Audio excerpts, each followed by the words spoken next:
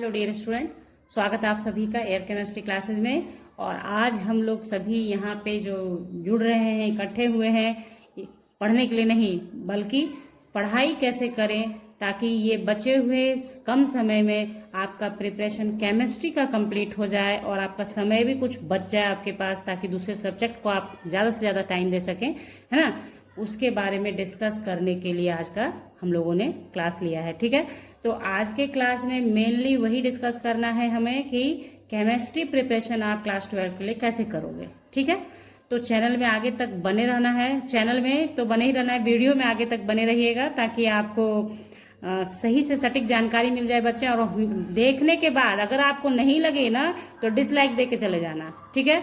लेकिन देखो एक बारी बढ़िया से देख के, तब आपके समझ में आएगा। और एकदम 100% आपको गारंटी है यहाँ पे कि आपका मतलब सही तरीके से ना आपने समझ लिया पूरा तो प्रिपरेशन तो आप बहुत कम समय में कर लोगे, 30 डेज में भी कंप्लीट कर सकते हो केमिस्ट्री को। ओके, तो चलिए स्टार्ट करते हैं आज का वीडियो। और वीडियो में बने रहना है अंत तक, लाइक शेयर भी करना है अपने दोस्तों के साथ। तो चलिए देखते हैं। सबसे पहले देखिए, किसी भी स्ट्रैटेजी को जब आप तैयार करते हो, plan strategy means what, planning करना, कि आप प्लानिंग करते हो कि किस तरीके से मुझे पढ़ना है कि मेरा ज़्यादा से ज़्यादा प्रिपरेशन हो जाए, समय मेरे पास थोड़ा सा बच जाए ताकि थोड़ा सा कुछ और भी किया जा सके, मैथ्स को ज़्यादा टाइम दिया जा सके, फिजिक्स को ज़्यादा, जो मान लीजिए जिसके लिए जिस सब्जेक्ट में ज़्यादा टाइम देना जरूरी होता है। हर बच्चों का अपना अपना लेवल होता है, ठीक है।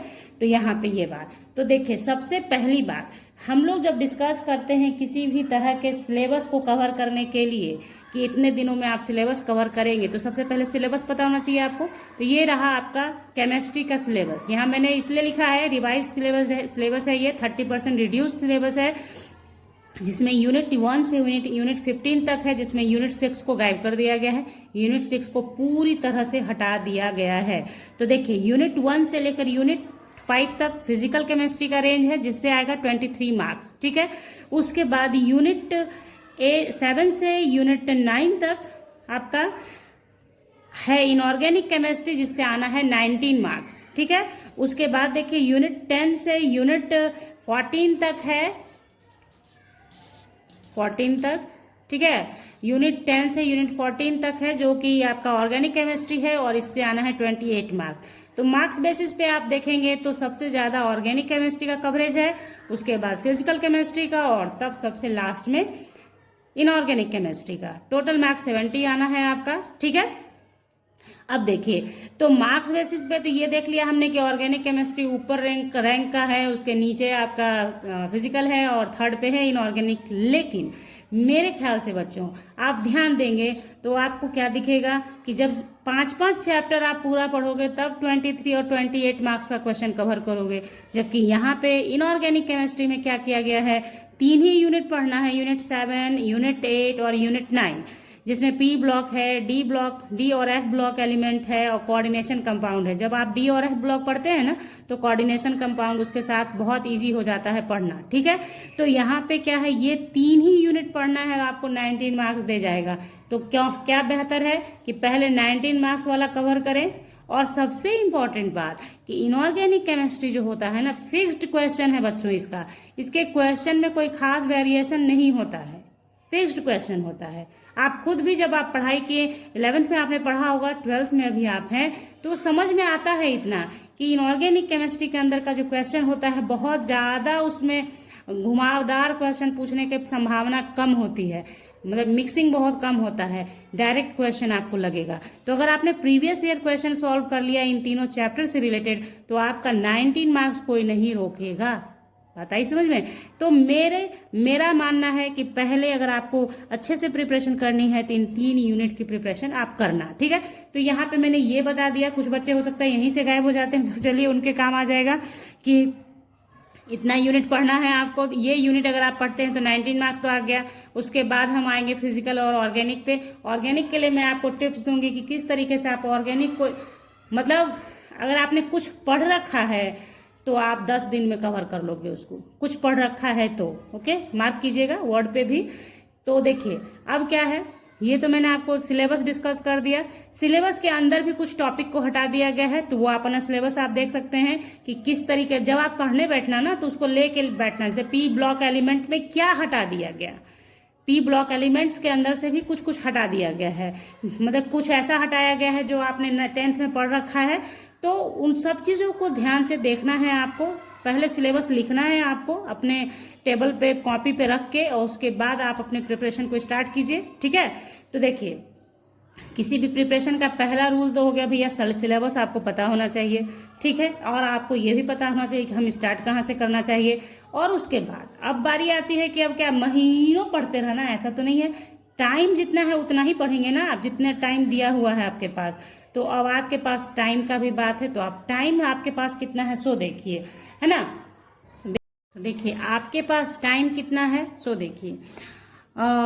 मैं वीडियो बना रही हूँ 13 को, 14 को ये वीडियो पब्लिक होगा, तो मान के चलिए कि 14 से आपने देखा तो आपके पास बचेगा 13 डेज। तो नहीं, 5 आपको बचेगा कितना, हाँ 14 डेज ही लेंगे हम। ठीक है, तो देखिए मार्च है आपका और अप्रैल है, और आपका तो मई में एग्जाम ही हो, 4 मई से एग्जाम है ना आपका। ठीक है, तो देखिए यहाँ पे फेब में आपको मानिए 14 डेज है आपके पास, मार्च में 31 डेज होता है, और अप्रैल में 30 डेज, सबको प्लस करेंगे और इसमें से मान लेते हैं 3 डेज ले लेते हैं। ठीक है, तो टोटल डेज आपका ओवरऑल आया कितना, 3, 1, 4 और 4, 8।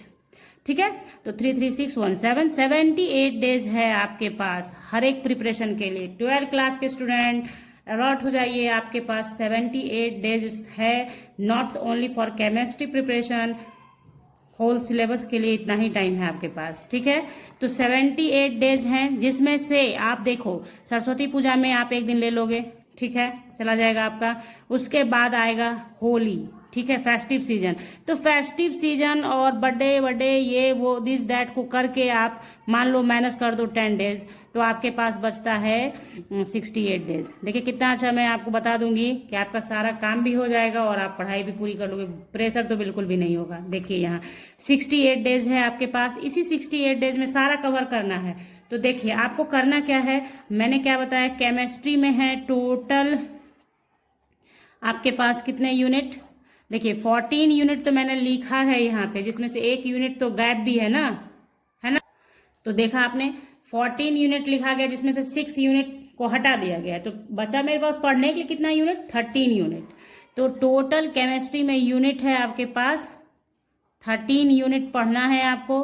तो अगर आप एक एक यूनिट को 3 डेज भी देते हो तो कितना दिन में कंप्लीट हो जाएगा, एक यूनिट को 3 डेज, तो 13 यूनिट को 13 यूनिट इंटू 3, तो 3 3 जा 9, 39 डेज में आप कवर कर लोगे। मैंने बोला था आपको कि 30 डेज में भी आप कंप्लीट कर सकते हैं, ऐसी स्ट्रैटेजी में बताऊंगी आपको। अगर मान लिया इन केस आपको नहीं हो पा रहा है तो आप क्या करोगे, 13 यूनिट है, इसको 4 डेज दे के देखो तो कितना आ जाएगा, 52 डेज। बात आई समझ में, इससे ज्यादा नहीं देना है समय आपको, यानी एक यूनिट को आप 4 डेज पढ़ें। तो ये नहीं कहने का मतलब है कि 4 डेज 24 घंटे इसी को पढ़ते रहना है, ठीक है। इसी में आपको करना क्या है, जैसे आपको केमिस्ट्री को सोच लेना है कि आज मैंने अगर सॉलिड स्टेट को उठाया है, तो अगर देखिए यहाँ पे क्या मैं बता रही हूँ, मैक्सिमम 4 डेज में करना है। अगर आप एबल हैं, अगर आपको ऐसा कोई चैप्टर इजी गोइंग लगता है कि 2 डेज में आप कंप्लीट कर सकते हो, तो बेटर है ना। 2 डेज में कंप्लीट कर लिया तो उसका बचा हुआ समय कहीं और यूटिलाइज करेंगे। कुछ अपने से भी बनाते हैं बच्चों, हमेशा डिपेंडेंसी नहीं, कुछ अपने से, जैसे आपने 2 दिन बचा लिया। हाँ देखिए मैंने क्या कहा कि मान लिया कि आपने सॉलिड स्टेट चैप्टर को उठाया, तो सॉलिड स्टेट को अगर आप 2 दिन में कवर करते हो, क्योंकि थ्योरेटिकल है, थ्योरी है, पूरा का पूरा थ्योरी है, अगर आपने 1 दिन में पूरा पढ़ लिया तो भी चलेगा, 2 दिन में तो पूरा पक्का ही पढ़ लोगे, कोई दिक्कत नहीं होने वाली है, ठीक है।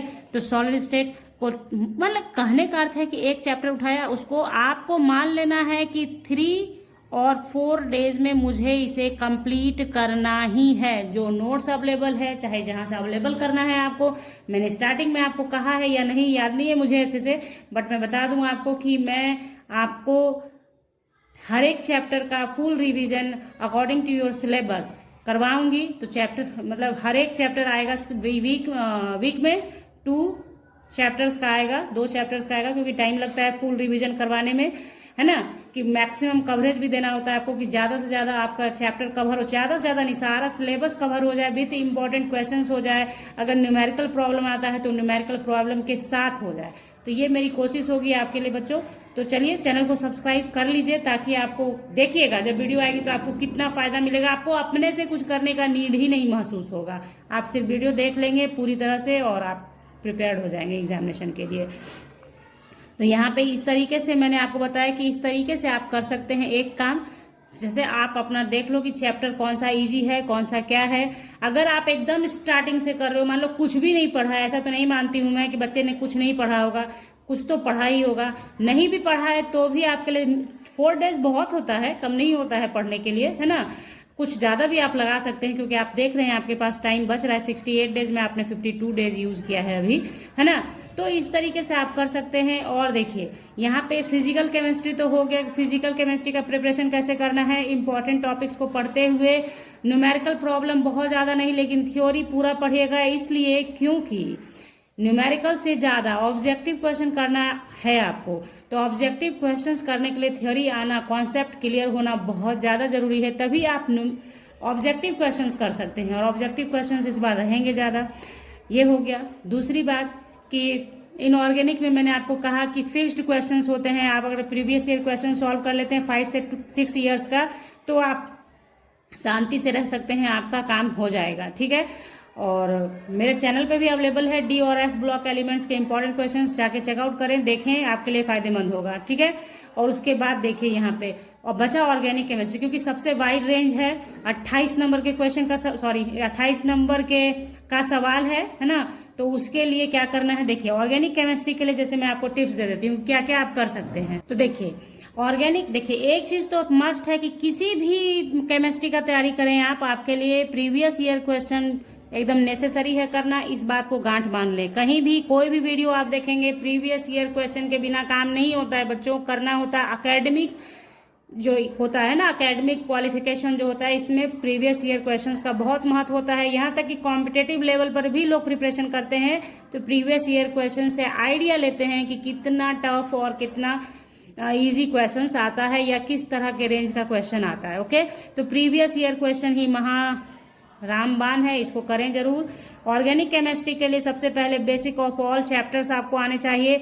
आपको यहाँ पे आपको देखिए नॉमेनक्लेचर का पूरा ज्ञान होना चाहिए, नाम लिखना आना चाहिए, कंपाउंड्स, एल्डिहाइड है, कीटोन्स है, कार्बोक्सिलिक एसिड है, इसका कौन सा फंक्शनल ग्रुप प्रेजेंट है, ये जानकारी आपको होनी चाहिए। यानी कि आपको अपने क्लास 11th का यूनिट 12 आई थिंक, उससे आपको पूरी तरह से अवेयर रहना है, उसकी जानकारी आपको होनी चाहिए। तो आपके लिए आधा काम सॉल्व हो जाता है, क्योंकि आइसोमर्स वगैरह वहीं से होता है सब चीज, तो वो करना है आपको।